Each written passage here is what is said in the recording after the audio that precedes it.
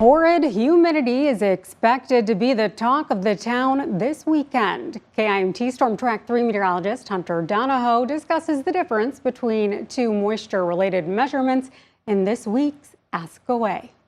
For this week's Ask Away, we're talking about relative humidity and dew point and what is the difference between them. Dew point is going to be something we watch very closely this weekend. But what do each of these actually mean and what are they used for?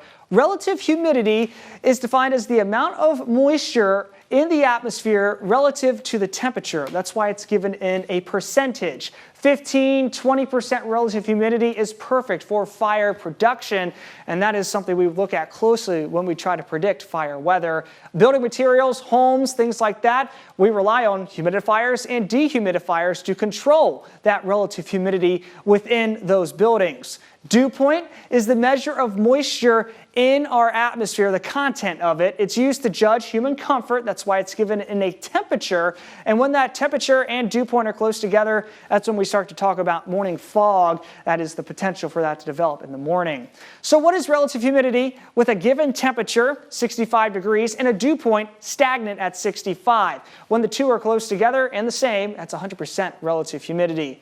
As temperature increases, air expands, but we keep the dew point at the same level. You notice that decrease in relative humidity with a temperature of 78. Going even further, 92 degrees, increasing even more, expanding the air even more. Constant dew point at 65, that lowers our relative humidity even more to 41%. Switching gears to dew point, something we'll track closely this weekend. 50s are that comfortable level. Once we get above 60, that's when we start to become more humid. 70, it's muggy. Mid to upper 70s, it is oppressive. It is terrible to be outside. That maximum AC is being used.